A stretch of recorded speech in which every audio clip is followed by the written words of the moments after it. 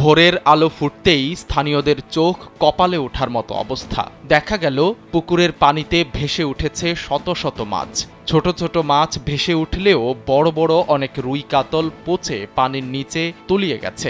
মানুষের সঙ্গে মানুষের শত্রুতার জেরে এভাবে বলি হয়েছে নিরীহ মাছগুলো, যা মেনে নিতে পারছেন না স্থানীয়রা। ন্যাক্কারজনক এই ঘটনা ঘটেছে রাজবাড়ী জেলার বালিয়াকান্দি উপজেলার বহরপুর ইউনিয়নের ইকরজনা গ্রামে। শুক্রবার ভোরে ঘুম থেকে উঠে এই দৃশ্য দেখতে পান স্থানীয়রা। পুকুরটির পাড়েই পাওয়া যায় একাধিক বিষের বোতল। রাতের অন্ধকারে পানিতে বিষ ছিটিয়ে নির্মমভাবে প্রায় 10 থেকে 12 মণ মাছ মেরে ফেলা হয়েছে। এইরকম ঘটনা আমি আমার বয়সে দেখি নেই। মানুষ শত্রুতাই করে এইভাবে মানুষের ক্ষতি করে। ঠিক আছে, অনেকটি মাছ 10 থেকে 12 মণ মাছ হবে, বিষ দিয়ে মেরে ফেলাইছে শত্রুতাই করে। এই আমরা দেখলাম, আইসা নিজেই প্রমাণ দেখলাম।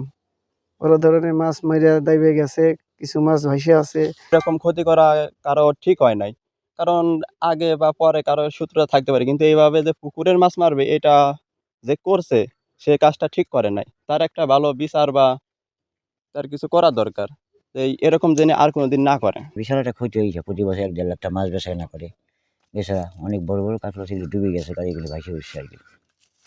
এটাই আর কি খুব খারাপ লাগতেছে। ইকরজনা গ্রামের আব্দুল কাদের মণ্ডল অনেক বছর ধরেই মাছ চাষ করে আসছেন। তবে এই প্রথম এত বড় ধাক্কা খেলেন তিনি। রাতের অন্ধকারে এভাবে বিষ প্রয়োগের ফলে 2 লক্ষাধিক টাকার ক্ষতি হয়েছে বলে জানান মাছ চাষী আব্দুল কাদের মণ্ডল। উপজেলা পরিষদ নির্বাচনে মোটরসাইকেল প্রতীকের প্রার্থীকে সমর্থন দিয়েছিলেন আব্দুল কাদের মণ্ডল। এ নিয়ে এলাকার একটি গ্রুপের সঙ্গে তার শত্রুতা তৈরি হয়। এই মাছ চাষির ধারণা সেই শত্রুতাই তার জন্য কাল হয়ে দাঁড়িয়েছে। তারা এইগুলি শত্রুতাই করে, পূর্বে আমার তারা তো বহু শত্রুতাই আছে। তারপর নির্বাচন তারা করছে আনারসে, আমি করছি হন্ডায়।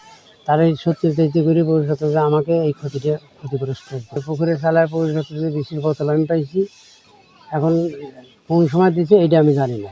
এই ঘটনায় বালিয়াকান্দি থানায় মৌখিক অভিযোগ দিয়েছেন আব্দুল কাদের মণ্ডল। লিখিত অভিযোগ দেওয়ার প্রস্তুতি নিচ্ছেন তিনি। পুলিশ জানিয়েছে, লিখিত অভিযোগ পেলেই তদন্তে নামবেন তারা। দোষীদের খুঁজে বের করে বিচারের মুখোমুখি করবেন।